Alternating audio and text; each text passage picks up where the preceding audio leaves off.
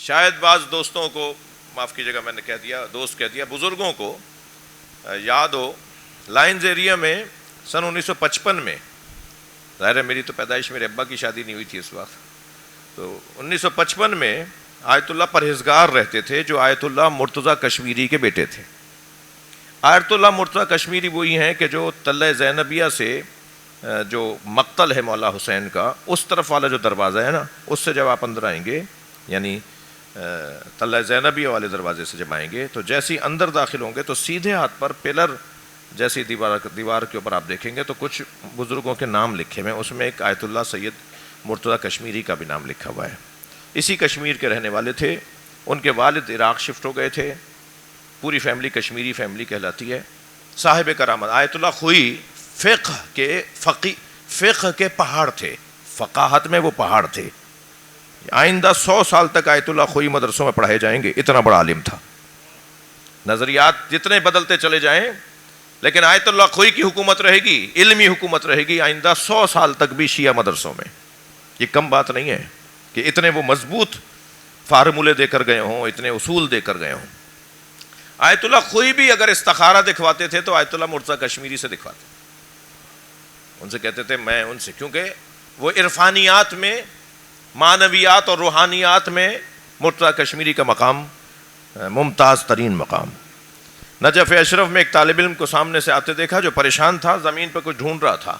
تو کہا بیٹا کیا بات ہے؟ کہ استاد میرے حجرے کے دروازے پہ میں نے تالا لگایا تھا، اس کی چابی ابھی یہاں سے گزرا ہوں، شاید یہاں گرا دی میں نے، وہ ڈھونڈنے آیا ہوں. تو کہا ڈھونڈ لو، میں اسی مدرسے میں جا رہا ہوں، مجھے آ کے بتاؤ. تو وہ آ کے کہا استاد چابی نہیں ملی، آپ کی اجازت ہے تالا توڑ دوں؟ کہا نہیں تالا کیوں توڑو گے؟ تالے کو پکڑ کے کہا یا فاطمۃ الزہرا.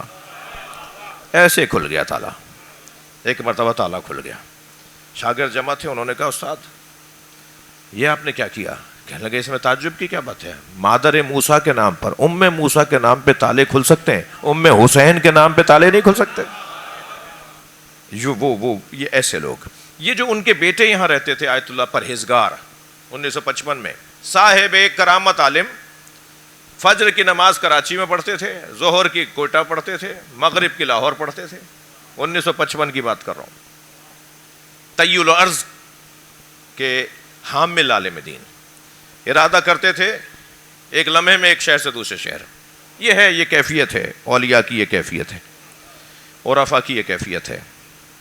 تو آیت اللہ پرہیزگار جب لکھنؤ گئے، میں نے ان کی جو حالات زندگی ہیں اس کا فارسی سے اردو ترجمہ میں نے کیا، تو میں ان کے بارے میں کچھ نسبتاً جانتا ہوں، مجھ فقیر کو کچھ پتہ ہے. تو جب لکھنؤ گئے تو انہوں نے کہا مجھے بڑے سنیاسی سے کوئی ملوائے. تو لکھنؤ کے کسی بہت مشہور سنیاسی سے، جو 20 دن تک بغیر کچھ کھائے پیے، اور کسی پرندے کو دیکھیں گے تو وہ اڑ کے ان کے ہاتھ پہ آ کے بیٹھ جائے گا، ٹرین کو دیکھیں گے اور سے ٹرین کا انجن ہی خراب ہو جائے گا، اس ٹائپ کے جو کام کرتے ہیں سنیاسی. تو کہا مجھے کسی بڑے سنیاسی سے ملواؤ. اس کے پاس گئے تو ساتھ جو گئے تھے وہ ابو الحسن رضوی صاحب ساتھ گئے تھے. تو کچھ باتیں کرنے لگے تو وہ سنیاسی سمجھ گیا کہ انہیں کام آتا ہے، یعنی یہ روحانی آدمی ہے، یہ صاحب مقام آدمی ہے، یعنی یہ میرا مقابلہ کر رہا ہے. تو کہا میں کچھ باتیں کرنا چاہ رہا ہوں مگر اس بندے کو لے کر آیا ہوں، میں اس کے سامنے نہیں کرنا چاہتا. تو آیت اللہ پرہیزگار نے کہا اسے سلا دو، اسے سلا دو. تو آگے بڑھ کے ان کے کاندھے پر اس نے ایسے انگلی رکھی، ان کو نیند آ گئی، وہ سو گئے ابو الحسن صاحب. گفتگو کے بعد انہوں نے کہا کہ جب بات پوری ہو گئی تو کہا کہ اب ہم جانا چاہتے ہیں، اسے اٹھاؤ. اچھا بحث یہ تھی کہ جو تم طریقے اپنا کر یہ مقام حاصل کر رہے ہو وہ نجس اور غلط طریقے ہیں، اور ہم جو مقام حاصل کرنا چاہتے ہیں یا کسی مقام پر پہنچنا چاہتے ہیں اس کے رستے کچھ اور ہیں. اس پر ان کی بحث تھی. تو بحث نہیں تمام ہو رہی تھی تو انہوں نے بحث ایسے تمام کی کہ اس کو اٹھاؤ، یہ جو سو رہا ہے. تو آگے بڑھنے لگے وہ اس کو ہاتھ لگانے کے لیے، وہ سنیاسی وہ کہنے لگے کہ معاف کیجیے گا لمبی ہو گئی بات، وہ کہنے لگے کہ نہیں خبردار، ہاتھ لگائے بغیر اٹھاؤ. کہا نہیں ہاتھ لگائے بغیر میں نہیں اٹھا سکتا. تو آیت اللہ پرہیزگار نے کہا میں اٹھا سکتا ہوں، اور غور سے ان کی طرف دیکھا، وہ اٹھ کے بیٹھ گئے. یہ یہاں رہے 1955 میں لائنز ایریا میں. برابر والے گھر سے بکری کا دودھ جاتا تھا. اچھا یہ یاد رہے نبی مکرم نے بھی بکری اپنے ساتھ رکھی ہے، ہر امام نے بکری کے دودھ کا استعمال کی تاکید کی ہے. ضمناً کہہ رہا ہوں بھائی، اب لگ مت جائیے گا اس کام پہ. ایک صلوات پڑھے محمد و آل محمد.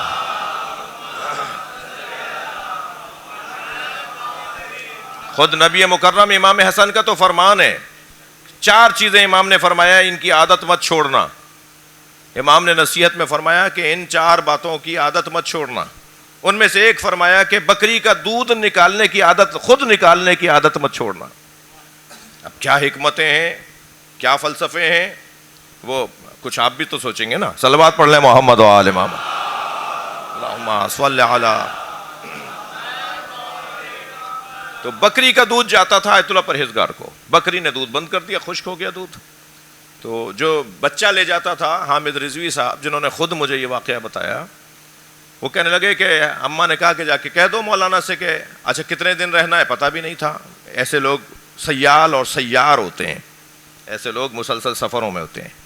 تو کہا کہ مولانا بکری ہماری دودھ نہیں دے رہی، کل سے میں دودھ نہیں لاؤں گا. کہنے نہیں مجھے دودھ چاہیے. اسے کہنا کہ سید کو دودھ چاہیے. کہنے لگے ہم نے اسے مذاق میں لیا. اماں نے بھی کہا یہ کیا بات ہوئی. دوسرے دن پھر انہوں نے کہا بھائی دودھ نہیں آیا. کہا وہ تو ہم نے کل بتا دیا تھا آپ کو. کہا نہیں، اس کا کان پکڑ کے کہو اولاد زہرا کو دودھ چاہیے. پھر مذاق میں لیا، پھر ایسے ہی لے لیا. تیسرے دن انہوں نے تاکید سے کہا میں تم سے مذاق نہیں کر رہا، اسے بولو. وہ کہتے ہیں میں نے کان پکڑ کے کہا. 10 منٹ گزرے تھے کہ بکری کا تھن بھرنا شروع ہو گیا، اور جب تک وہ یہاں رہے وہ دودھ دیتی رہی. میں جس ملک میں رہتا ہوں نا، ان کرامتوں کا اثر لینے والا ملک ہے بھائی. ہے ٹھیک ہے، یہ بہت چھوٹی باتیں ہیں ان کے لیے، بہت چھوٹی باتیں ہیں.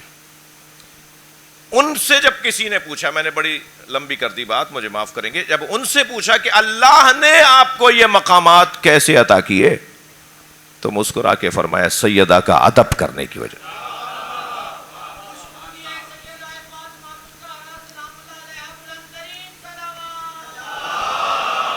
اللہم صلی علی محمد وعلی محمد. بادب جتنا سیدہ کے بارے میں ادب اور احترام رہے، اتنا ہی اللہ مقام اور عظمتیں عطا کرتا ہے. بڑے بڑے لوگوں کو بڑا بنایا ہے نام فاطمہ نے، صرف بی بی کے نام نے. میں ایک مرتبہ پھر سلام کروں گا بانیان مجلس کو کہ یہ اہتمام انتظام بہت ضروری ہے. اللہ ہمیں اس مجلس کے ذریعے سے، اس ذکر کے ذریعے سے بہت کچھ عطا کرے گا. سب سے بڑی چیز جو ہمیں اس مجلس سے ملتی ہے وہ ہے اطمینان قلب، سکون قلب.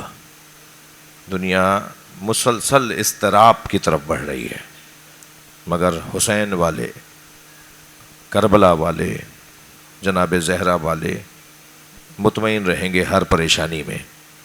اس کی وجہ یہ ہے کہ ذکر ان کا کرتے ہیں کہ جو ہمیشہ مطمئن رہے.